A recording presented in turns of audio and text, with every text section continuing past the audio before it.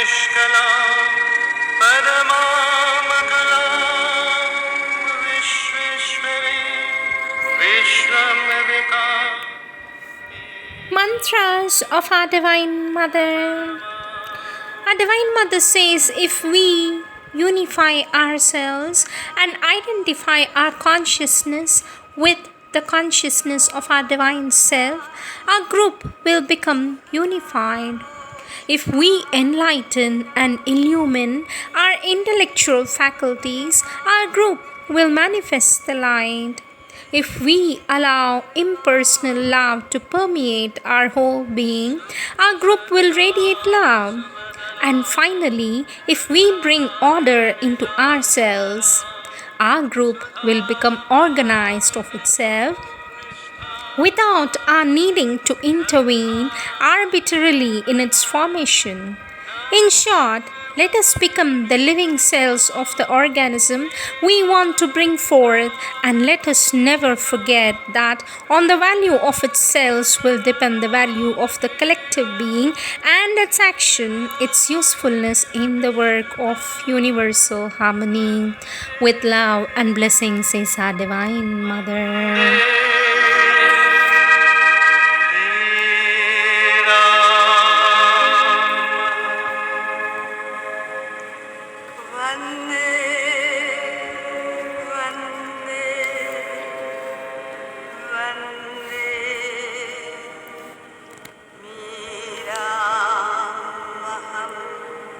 Words of our Lord Sri Aurobindo from the All India Magazine of November 2009, page 3, topic What We Mean by Realization.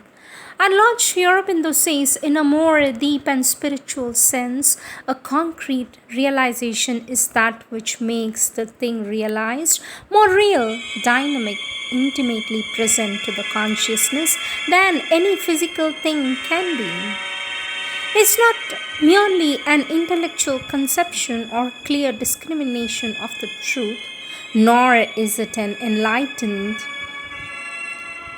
realization, says our Lord Sri Aurobindo. Realization is not merely an intellectual conception or clear discrimination of the truth, nor is it an enlightened psychological experience of the modes of our being. It is a realization in the full sense of the word. It is the making real to ourselves and in ourselves of the self, the transcendent and universal divine, and it is the subsequent impossibility of viewing the modes of being except in the light of that self and in the true aspect as its flux of becoming under the psychological and physical conditions of our world existence.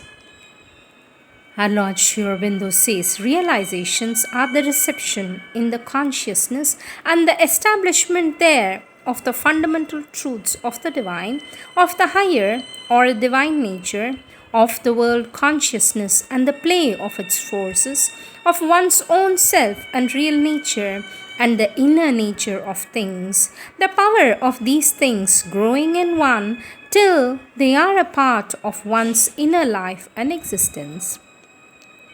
These things also are often called experiences when they come in flashes, snatches, or rare visitations. They are spoken of as full realization only when they become very positive or frequent or continuous or normal.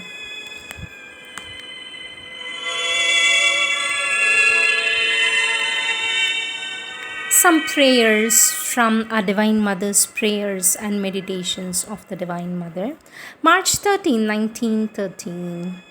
Let the pure perfume and sanitification burn always, rising higher and higher and straighter, like the ceaseless prayer of the integral being desiring to unite with thee so as to manifest thee.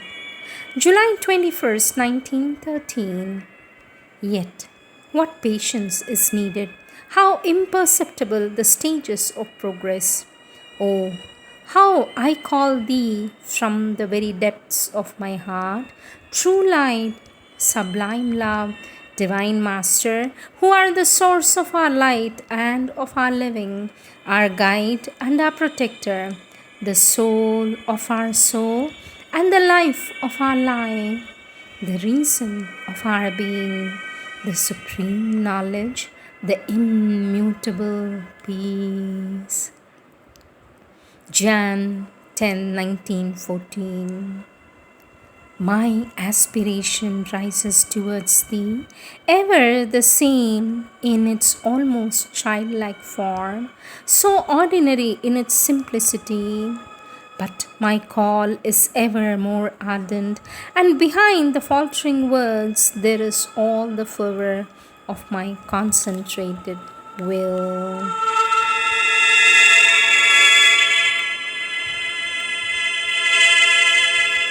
अग्ने जरस्व स्वपद्य आयुन्यूरजा पिन्वस्व समिषु. November 19, 1912. I said yesterday to that young Englishman who's seeking for thee with so sincere a desire that I had definitely found thee that the union was constant. Such is indeed the state of which I am conscious. All my thoughts go towards thee, all my acts are consecrated to thee. Thy presence is for me an absolute, immutable, invariable fact, and thy peace dwells constantly in my heart. Yet I know that this state of union is poor and precarious compared with what which it will become possible for me to realize tomorrow, and I am as yet far, no doubt, very far from that identification in which I shall totally lose the notion of that I which I still use in order to express myself, but which is each time a constraint, like a term unfit to express the thought that is seeking for an expression. It seems to me indispensable for the human communication, but all depends on what this I manifests, and how many times already when I pronounce it, it is thou who speakest in me, for I have lost the sense of separativity. But all this is still in embryo and will continue to grow towards perfection. What an appeasing assurance there is in this serene confidence in thy all might. Thou art all, everywhere and in all, and this body which acts is thy own body, just as is the visible universe in its entirety. It is thou who breathest, thinkest, lovest in this substance, which being thyself desires to be thy willing servant.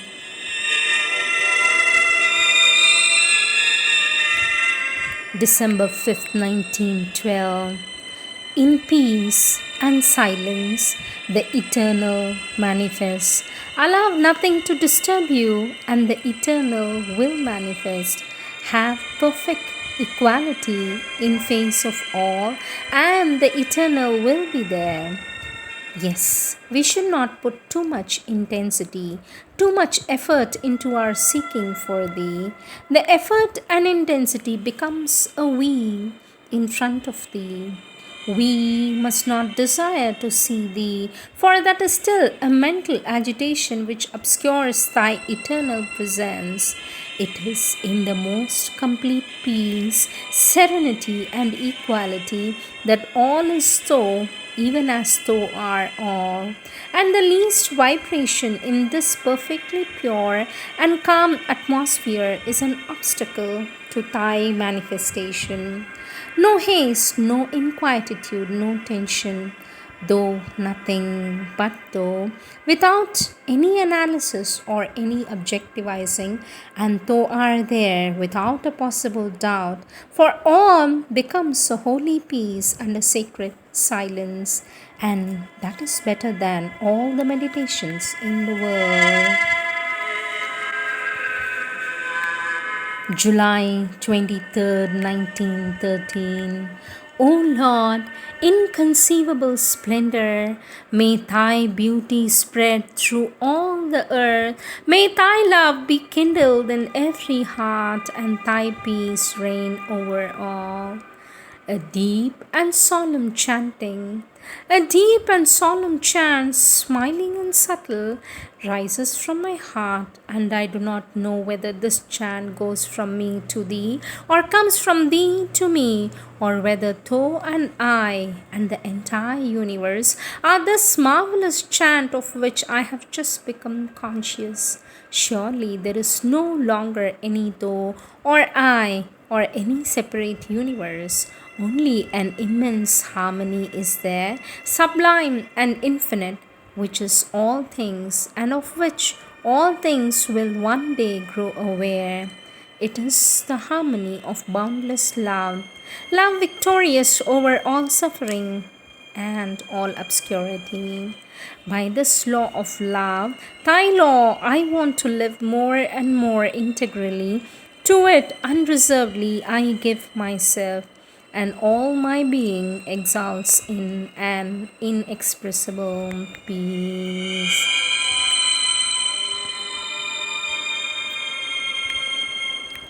July 17th, 1917.